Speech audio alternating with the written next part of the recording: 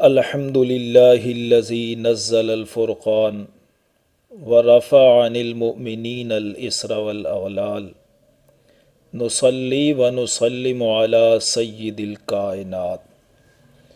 قرآن حکیم کلاس میں آج ہم انشاءاللہ سورۃ المائدہ کی آیت نمبر 6 کا دوسرا حصہ سمجھیں گے۔ گزشتہ نشست میں ہم نے آیت نمبر 6 کے ابتدائی حصے کو سامنے رکھتے ہوئے احادیث مبارکہ کی روشنی میں وضو کے 4 فرائض کو تفصیلاً سمجھا تھا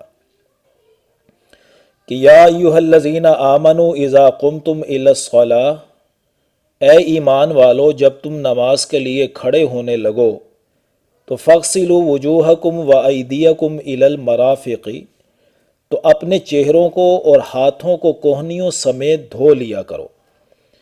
وامسحوا برؤوسکم، اور اپنے سروں کا مسح کر لیا کرو۔ وارجلکم الی الکعبین، اور اپنے پاؤں بھی ٹخنوں سمیت دھو لیا کرو۔ تو یہ تھے وہ وضو کے 4 فرائض جو ہم نے گزشتہ نشست میں تفصیلاً سمجھے۔ چونکہ یہاں پر پاؤں کو دھونے کا تذکرہ آیا تو یہیں پر موزوں پر مسح کرنے کے بارے میں بھی پہلے چند باتیں ذہن نشین کر لیجئے۔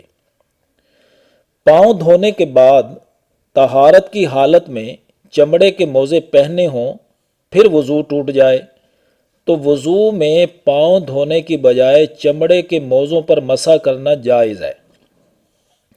یہ اسی صورت میں جائز ہے جب تک موزے پہنے رکھے ہوں۔ اگر موزے اتار دیے پھر پاؤں کو دھونا ضروری ہے۔ البتہ موزے نہ اتارنے کی بھی ایک حد ہے، اور وہ حد مسافر کے لیے 3 دن اور 3 راتیں ہیں اور مقیم کے لیے 1 دن اور 1 رات ہے۔ صحیح مسلم کی روایت ہے کہ شریح ابن ہانی نے حضرت عائشہ رضی اللہ تعالی عنہا سے موزوں پر مسح کے متعلق پوچھا تو انہوں نے فرمایا، تم یہ بات حضرت علی رضی اللہ تعالی عنہ سے جا کر پوچھو، وہ رسول اللہ صلی اللہ علیہ وسلم کے ساتھ سفر کرتے تھے۔ انہوں نے جا کر حضرت علی رضی اللہ تعالیٰ عنہ سے پوچھا تو انہوں نے فرمایا، جعل رسول اللہ صلی اللہ علیہ وسلم 3 ایام ولیالیہن للمسافر ویوما ولیلۃ للمقیم، کہ رسول اللہ صلی اللہ علیہ وسلم نے مسافر کے لیے 3 دن اور 3 راتیں اور مقیم کے لیے 1 دن اور 1 رات موزوں پر مسح کرنے کی مدت مقرر فرمائی، اور مدت کے بعد پھر موزے اتارنے ہوں گے اور پاؤں دھونے ہوں گے۔ اب آیت کا اگلا حصہ دیکھیے کہ جب تم نماز کے لیے اٹھنے لگو، وَإِن كُنتُمْ جُنُبًا فَطَّهَّرُوا، اور اگر تم حالت جنابت میں ہو تو پورا بدن خوب پاک کرو۔ شرعی اصطلاح میں کہیں گے غسل کرو۔ یہاں صیغہ فَطَّهَّرُوا باب افتعال سے استعمال ہوا، جس سے مراد کسی شے میں مبالغہ کرتے ہوئے مکمل طور پر دھونا ہے۔ غسل کے 3 فرائض ہیں، 1 کلی کرنا، نمبر 2 ناک میں پانی ڈالنا، اور نمبر 3 پورے بدن کو دھونا۔ یہ جو کلی کرنا اور ناک میں پانی ڈالنا ضروری ہے، یہ بھی اسی وجہ سے ہے کہ تمام بدن کا دھونا ضروری ہے، کیونکہ اگر ناک اور منہ بند ہوں تو یہ اندرونی بدن کا حصے میں داخل ہوں گے، پھر تو دھونا ضروری نہیں، اور اگر ناک اور منہ کھلا ہو تو یہ بیرونی بدن میں داخل ہوں گے، پھر دھونا یعنی کلی کرنا اور ناک میں پانی ڈالنا ضروری ہوگا۔ اور خوب پاکی حاصل کرنے کی غرض سے ہی ناک اور منہ کو بیرونی جلد کے حکم میں داخل کر کے کلی کرنا اور ناک میں پانی ڈالنا فرض قرار دیا گیا۔ پھر اس کی وضاحت دارقطنی میں ابن عباس رضی اللہ تعالی عنہ سے مروی ہے کہ کلی کرنا اور ناک میں پانی ڈالنا ان دونوں کے بارے میں فرمایا کہ فرضان فی الجنابتی سنتان فی الوضوء، یہ دونوں حالت جنابت میں فرض ہیں اور وضو میں سنت ہیں۔ اب آگے دیکھیے، بخاری، مسلم، ابو داؤد وغیرہ میں حضرت میمونہ رضی اللہ تعالی عنہا سے غسل کا مسنون طریقہ منقول ہے۔ سب سے پہلے ہاتھ کلائیوں تک دھوئے تاکہ پانی پاک رہے نا، اگر ہاتھ گندے ہوئے اور پانی میں ملا دیے تو پھر پانی ناپاک ہو جائے گا۔ تو سب سے پہلے ہاتھ کلائیوں تک دھوئے، پھر شرمگاہ کو دھوئے، پھر بدن پر اگر کہیں نجاست لگی ہے اس کو دھوئے، کیونکہ اگر ایسا نہ کیا جائے تو پانی لگنے سے نجاست پورے بدن پر پھیل جائے گی۔ پھر وضو کریں جس طرح نماز کے لیے کرتے ہیں، پھر دائیں کندھے سے پانی گرانا شروع کریں۔ یوں جب سنت کے مطابق رفتہ رفتہ پانی وجود کے ساتھ لگے گا تو جسم کا ٹمپریچر بھی تقریباً پانی کے مطابق ہو جائے گا، تو یوں گرم سرد ہونے کے خطرات بھی ختم ہو جائیں گے۔ پورے جسم کو مل مل کر دھوئیں، کوئی جگہ خشک نہ رہ جائے۔ تو یہ تھا وہ طریقہ غسل کا جو میں نے آپ کے سامنے ذکر کیا۔ تو آیت نمبر 6 کے اس حصے تک ہم نے وضو، پاؤں پر مسح اور غسل کے بارے میں بنیادی تعلیمات سمجھ لی۔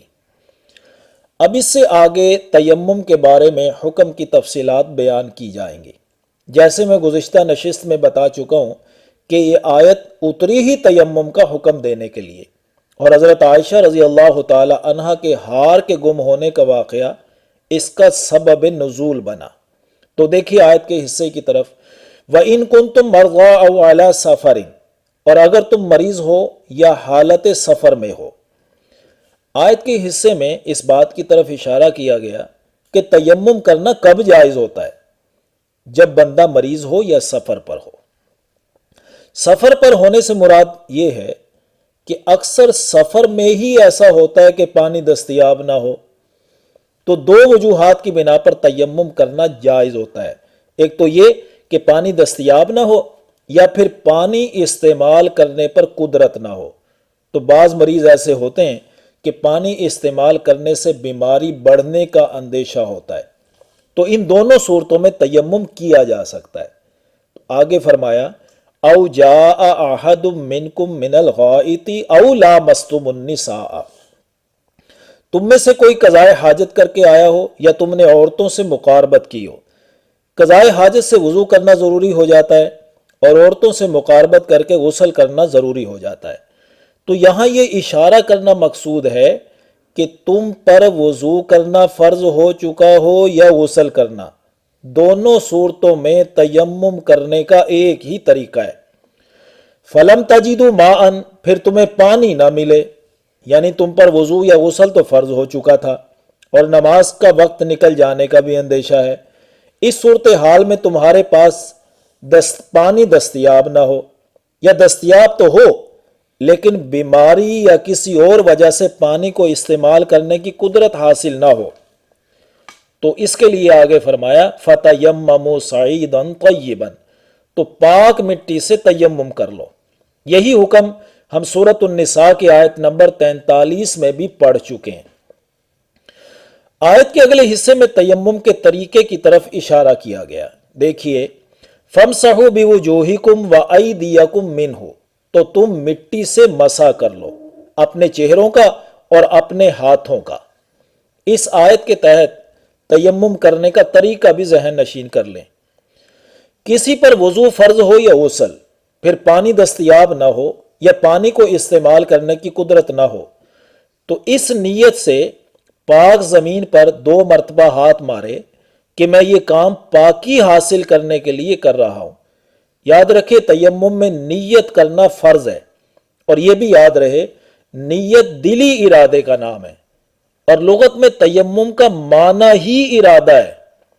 تو طہارت کی نیت سے پہلی مرتبہ زمین پر دونوں ہاتھ مار کر اور جھاڑ کر اپنے چہرے پر پھیر لے، اور دوسری مرتبہ زمین پر دونوں ہاتھ مار کر جھاڑ کر دونوں ہاتھ دونوں بازوؤں پر کوہنیوں سمیت پھیر لے۔ تو یہی ایک طریقہ تیمم ہے، وضو کا بھی اور غسل کا بھی۔ ما یرید اللہ لیجعل علیکم من حرج، اللہ تم پر تنگی نہیں ڈالنا چاہتا، یعنی وضو غسل اور تیمم کا حکم دے کر تم پر تنگی نہیں ڈالنا چاہتا، ولیکن یرید لیطہرکم، بلکہ وہ تو تمہیں پاک کرنا چاہتا ہے نجاستوں اور گناہوں سے، ولیتم نعمتہ علیکم لعلکم تشکرون، اور اس لیے بھی کہ تم پر اپنی نعمت کو مکمل کر دے تاکہ تم شکر ادا کرو۔ تو اللہ تعالیٰ سے دعا ہے کہ اللہ ہمیں زبان سے بھی اور اعمال سے بھی اسی کا شکر ادا کرنے کی توفیق نصیب فرمائے۔ آخر دعوانا ان الحمد للہ رب العالمین۔